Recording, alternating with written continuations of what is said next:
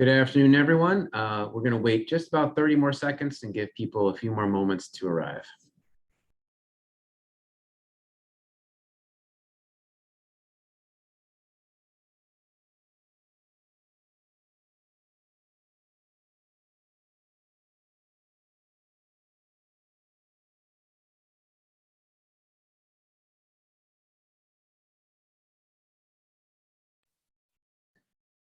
Once again, good afternoon and welcome to our presentation entitled Empire State Immersive Experiences, Preserving Reality in Context. My name is Joe Riggie. I'm the Systems Librarian at Buffalo State College. With me is Jay Barone. He's the Technology Services Coordinator for the Western New York Library Resources Council. Ken Fujiuchi, the Emerging Technologies Librarian at Buffalo State College. And Chris Hulsman, the Electronic and Educational Resources Librarian at Buffalo State. Just a little bit of background information about our project, which we call ESIE. ESIE provides a host software platform for 360-degree images of places, locations, and objects. The images that are part of that repository are searchable and can be transformed and turned into navigational tools. Empire State Immersive Experiences is a service of the Western New York Library Resources Council, also known as WNYLRC. WNYLRC is a non-for-profit consortium of libraries and library systems located in Western New York State. Member libraries include academic, public, special, and other types of libraries. WNYLRC sponsors programs and facilitates technological innovation for all of its member libraries. Buffalo State College is a mid-sized comprehensive college in Western New York with about 6,000 FTEs, and we are part of the State University of New York system. So I'm going to give you a little background on how our project started. It started with 4 concepts, and a lot of it was because AR and VR was really starting to get a little traction in the education field, and people were starting to see it as a very interesting technology to kind of use for immersive content and experiences. At the same time, we were looking for a way to bring that to a more community-based repository where we could start creating content for these kinds of experiences that can be shared and created by community members. We wanted to make sure that it was provided with open licensing. It doesn't have to be, completely free, but we wanted to make sure that it was clear how to get permission for this and how we can share and reuse and remake most of the content. And along with that, we wanted to make sure we focused a little bit on the cataloging and the metadata side to make sure that it was available for discovery and make sure it's linked to other data repositories so that it will make it easier for people to find and integrate into their projects for the future. Some of the challenges we ran up against is at first we were concerned about legal issues concerning 360 photography, mainly because when we're taking photos that are 360, you don't really have control over the subject that you're taking because it will basically take the whole environment. And we want to make sure that before we had people participate in our project to have guidelines. And there we had someone from WNYLRC who collaborated with us on the Ask the Lawyer. And they were able to kind of help us through creating guidelines that were at least consistent with the current US laws that apply to photography. Finally, we had trouble finding a repository platform that was able to support 360 content, mainly viewing 360 content. Most of them could support storing them so that you can download them with an extra tool, but unfortunately, they didn't have it integrated into the system. Some other challenges were that 360 photography wasn't really mainstream. Not everybody had a 360 camera at this time, and they were kind of expensive and hard to come by. And it was very limited in their application. We wanted to make sure that we could make this accessible for the general consumer. And finally, we had, although there was guidelines for digital imaging, there was not a lot of metadata guidelines that were created or developed yet for 360 images. And so we did our best to try to come up with ways of preserving the metadata that comes with the 360 image, like the EXIF data and the camera data, because we felt that along with the actual content of the photo, it was important to actually keep the metadata that describes how the photo was taken, where it was taken, including things like GPS coordinates and things that we traditionally don't consider when we were cataloging items for our library. So starting with a little bit of project history, we started in 2017. We formed the WinnieLurk Virtual Reality Task Force, where basically it was composed of member libraries and representatives from WinnieLurk. We had people from school libraries, academic, public, as well as we made sure we had at least one cataloger in there because we wanted someone who can help us kind of get creative with the metadata and what kinds of things that we would want to record. We then moved on to create a low-cost 360 photography kit. We called it the ESIE kit. And the idea there was that we wanted to make sure that librarians and libraries could participate in this project easily without having to worry about investing in the equipment.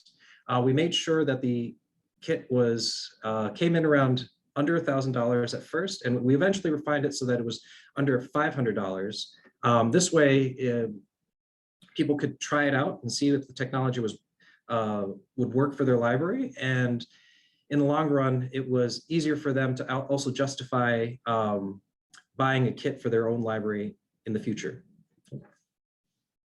Then we put out a request for information, mainly to talk to vendors, because like we said, we didn't have a platform that met our needs. So we were actually looking for people who could actually develop from scratch a platform that would support the project that we were working on. We ended up working with the Metro Library Council, a library organization in New York City. And they were developing the Archipelago Drupal-based digital asset management system. And they were willing to work with us to integrate a Penellum viewer, a 360 viewer that works right in a web browser so that people could actually use the content. And they were also willing to help us develop some other tools that we'll talk about later. And next, we'll look at how our pilot version 1.0 turned out. So we're going to take a quick walk through the ESIE website, and in full disclosure, with the interest of time, we've actually pre-recorded the demo. The website is actually live right now, so we are going to put this into the chat in case you want to check it out on your own. So I'm going to take a look at both the front end and the back end of the ESIE website. We're going to start off with the homepage, and you can see that right off the bat, the featured panorama is being viewed through the Penellum viewer. Obviously, this will go into full screen mode. We are still working with this in mobile devices as well. Outside of the search queue, there are 3 different ways to browse between places, institutions, and subjects. We also thought it was important to add some information about the Creative Commons standards and suggested equipment to use to do uploads and to create uploads for this website. Next thing I want to take a look at is the panorama tours. But before that, we're going to take a look at just one quick 360 here from the Western New York Vietnam Veterans Monument. This is what each of the pages will look like for each of the 360s. Once again, you can see the Penellum viewer is what is being used to look at the 360 images. On the right side, you can see some controlled subject terms in Wikidata subjects and Library of Congress, along with geolocation that we used OpenStreetMaps for. All of our images are actually downloadable as well as JPEG files. And for panorama tours, this is just a way we can put together a tour of different types of buildings and areas. Once again, you can see Wikidata subjects along the side. These are given to us by the contributors who upload the images as well. This is a really good example of an existing structure that some areas you can't get to. So for example, this bell tower here that we're going to click on that arrow to get to is not accessible to the public. So these are the different types of areas that you can make accessible with this type of software. For the tours themselves, you can click on the arrow hotspots that will take you to different areas of the buildings or the places that you're trying to explore. There are also URL hotspots that will go to an individual website, and along with that, there are JavaScript pop-up script or hoverovers.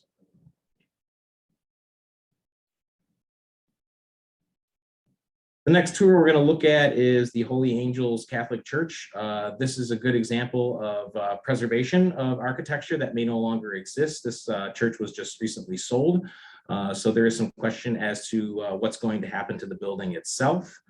Once again, using the arrows, you can go into different areas of the church and kind of really capture and freeze this building in time.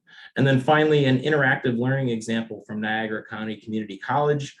This is used by the nursing program, and it is for home nursing to take a look at potential hazards and different types of standards and operating procedures when performing home nursing.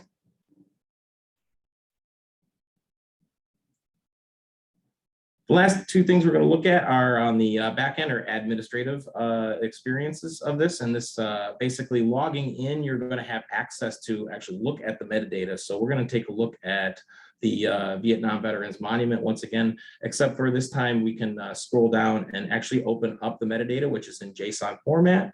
And this is actually where you will find all the EXIF data as well from the camera, and also the location and types of hotspots that are included in the tours.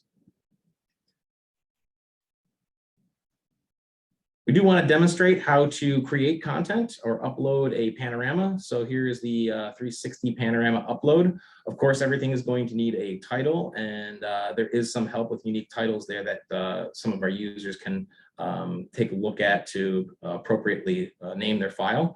And then it's simply just a JPEG upload from wherever you're getting your 360 image. The EXIF data will appear right off the bat, so you can take a look at how hardy that data is when you're uploading it, depending on what you're using. Obviously, you will need a description, and then we use OpenStreetMaps and to select different areas, and this will give you the geolocation on each of the pages. And here you can see us selecting SUNY College at Buffalo. This is our library. The creator is who has uploaded it, and then the origin date is when it is uploaded into the system. And here's the example of how each of the contributors will add Wikidata subject terms. Of course, once again, using an API, you can search. We're going to just add Buffalo State College here, and then once that pops up, it'll automatically add the Wikidata URL. You can add as many subject terms as you'd like. The second term we're going to use is just library, and then for the Getty term, we're just going to go with academic libraries. So it was very important for us to add controlled subject language to this, especially through open avenues. And finally, of course, you can move on. The final step would be to finish description. We do have a collections that we're not going to really talk about today. And then in order to make this viewable to the public, you're going to have to change the status. And by doing that, you can scroll down and change status to published, as you'll see in just a second here.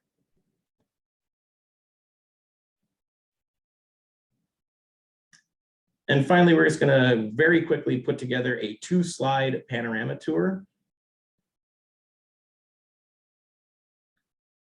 By going once again to create, you can go to panorama tour.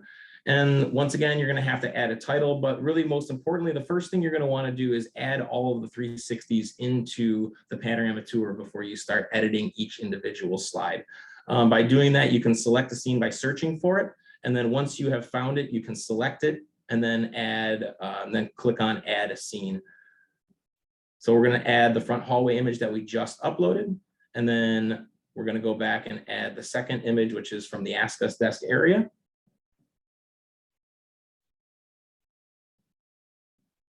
And add that scene as well. The next step would be to add all of the hotspots. So you'll select each scene that you want to edit first. You can actually just click right on the image that's going to automatically generate the pitch and yaw of the hotspot. Select the hotspot type, in this case would be access to another panorama scene, and then the label to display on the mouse over or tooltip. Once you are completed all that information, you can just click on add hotspot and you'll see the arrow to the next scene will appear. Of course, you have to select which scene you want to link to, and there's the arrow. And then finally, we're going to just add an informative hotspot that's going to show you how to add just a tooltip. And in this case, it's just going to show us where the writing center is in our downstairs academic commons. Once again, click on the area you want it to show up on, enter the label, select the hotspot type, which is text, and then add hotspot, and then you can see the label appear with Writing Center.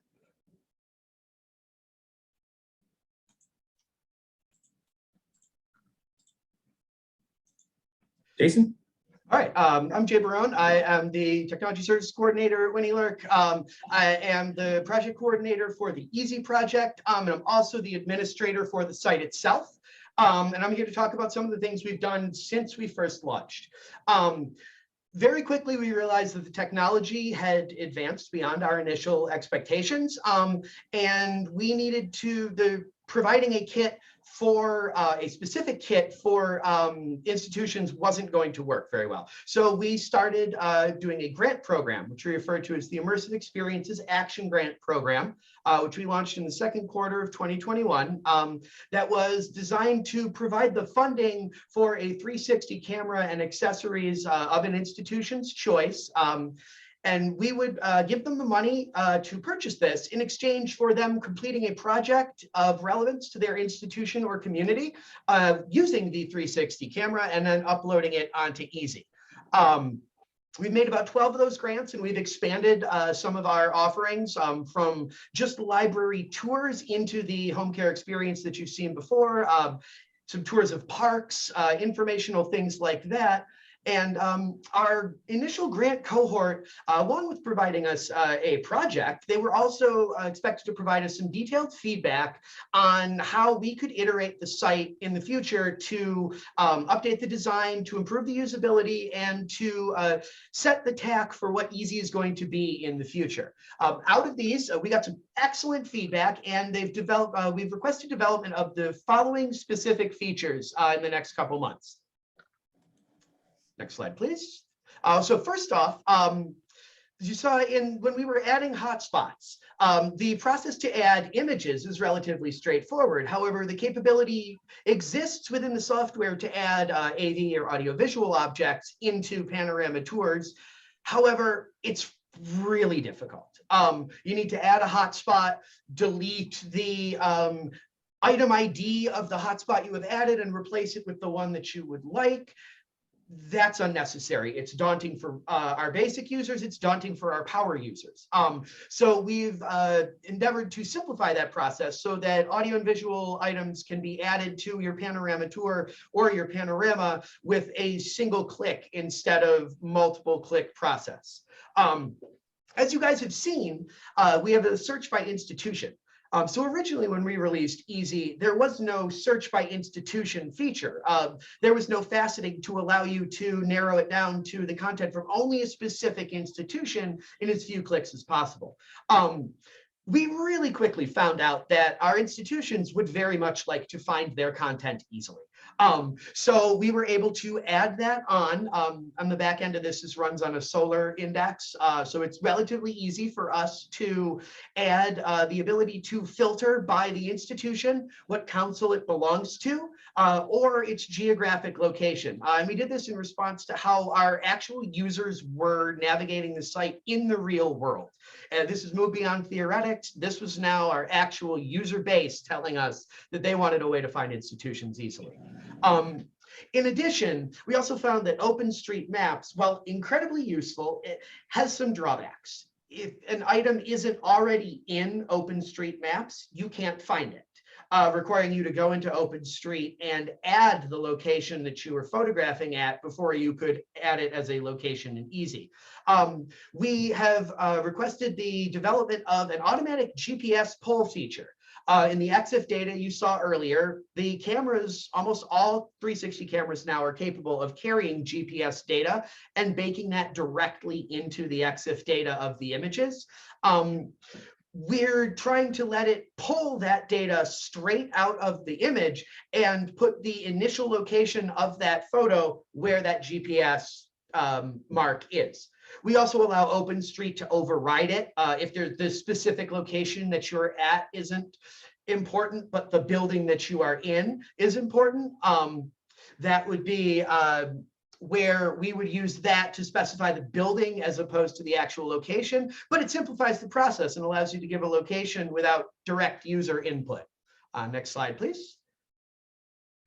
We've also found out that while all of the tours prior had been of one geographic area for one church, one library, that wasn't how all of our users wanted to use it.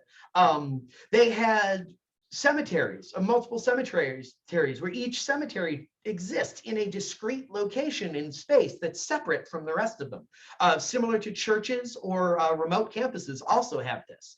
And on EASY, there is no link between the physical space that the photo is representing and the virtual space that it inhabits on the site. And our users found that there was a lack of connection there, that they really wanted to feel where they were from the images in a tour. So we investigated several options. We found that the leaflet JavaScript library was probably the best one that allows annotation and hotspotting on top of maps. So we are adding a map-based navigation system so that panoramas can have a general location that they depict, but their component pieces may be in different geographic areas, and this is able to be seen in one visual interface. And we think this is going to allow us for some interesting and unique new types of content. We have a town that has a bunch of sandstone buildings that are of a particular architectural style. They're very important to the community, but they're not in one place. They're in many separate places across this county. And this would allow them to digitize that into one tour that still gives a user the sense that these places are not they're not next to each other in space. They're separated by, in some cases, many miles. And then that was the main interface that we think would be the best adjunct for our users to allow them to locate things and reproduce the experience of being in a place better. Next slide, please. And then finally, we have time for some questions. The site URL is right there. It's at ESIE.space. My contact information is there. If you have any questions about EASY, I encourage you to get in touch with me. At the moment, the service is restricted to members of 2 of our regional library councils. Eventually, it's going to be statewide. But for outside access, please email me. We can work something out if your institution is interested in taking part in this project. And also, if you're interested in the experience of building it, my colleague's contact information is right here. They did a fantastic job conceptualizing, getting this project off to the ground, and allowing it to be the place where I can fiddle with it and set ideas for the future. So I encourage you to reach out to them if you have questions about the setup process. And I encourage you to reach out to me if you have any questions about the site itself. And with that, I think it's probably about time for questions. Yeah, there are a couple things in the chat, and we can probably start with those. First question is from, can you just go up to the top? Yeah. From Julia, were others around you already using VR and AR? Was there a demand, or did your offerings create demand that wasn't there already? I think at Buffalo State, there were a handful of faculty members who were interested in using VR content in the classroom, specifically in art and design. And I think that the emergence of the EASY site has created some additional demand as we've expanded out. Some of the demonstration pieces that we showed today, I think, were highlights of that. The NCCC piece is actually being used in their nursing program. And there are other educational institutions primarily that are interested in preserving spaces, like what Chris showed with some of the church elements. If there's anything else you guys want to add to that. Originally, there were some places that had sort of standalone projects, but they were very expensive and usually had to go through a private company to actually film. And we were looking for something that was a little bit more accessible, even though it may not be the high definition version of 360 images, because we were more interested in sort of backwards compatibility and longevity as a repository rather than the tours themselves. Yeah, and open licensing too. I think the idea that this would extend to additional uses down the road, even beyond the EASY website. The second question is, does this vary between photo versus video 360 captures, or is it only for photos? Currently, this is only a a photo repository. We have thought about videos, but there are some problems when it comes to the bandwidth and storage for those. It's been, a considerable amount of work to get the navigation elements working just for the photo. So I think the intention is at some point in the future that would be rolled into this project. Who did the coding for this website? Like Jay mentioned, there is another similar council, library council to WinnyLurk in the New York City region called Metro, and they had the development assets that we utilized to actually build out the page. Did you connect any of your images to Google Street View? No, we did not that I know of. I'm working on a project that involves a use of the Google Earth presentation feature to give a fly-in to the actual location, and then that's connected to our 360 images on ESIE. Making those play nice with each other has been difficult at best. So there's a few workarounds, but we've thought about it, but it's difficult to get them to play nice together. Although I do think it would offer some cool functionality if we could get it to actually finish. And if there are any other questions, if you'd like to unmute yourself and ask or type in the chat, we're happy to talk more.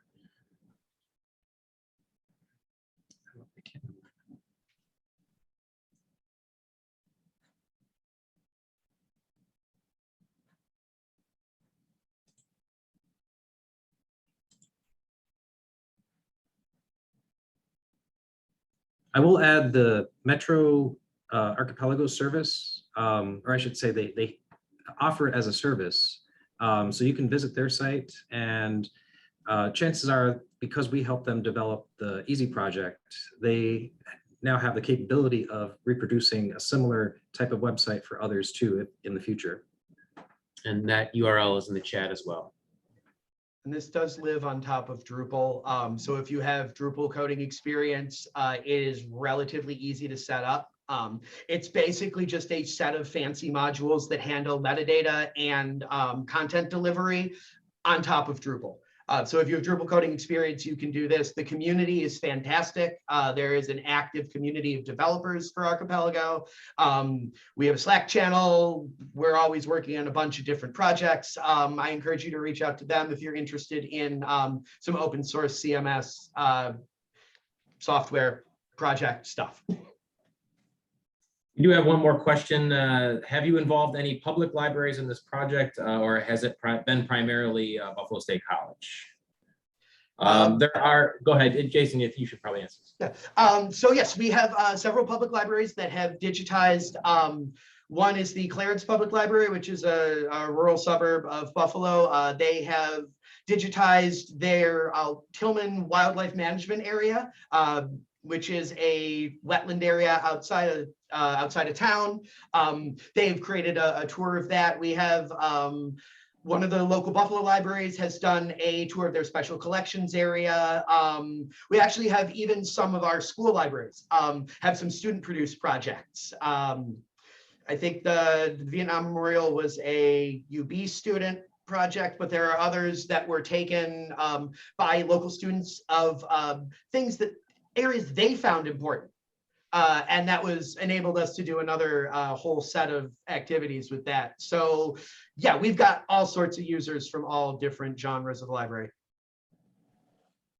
Yeah, we didn't get a chance to show all of the content that was put up there. We just kind of brought up a few examples, but if you visit the site, there's plenty more to look through. Just about out of time, so if there's maybe one more question.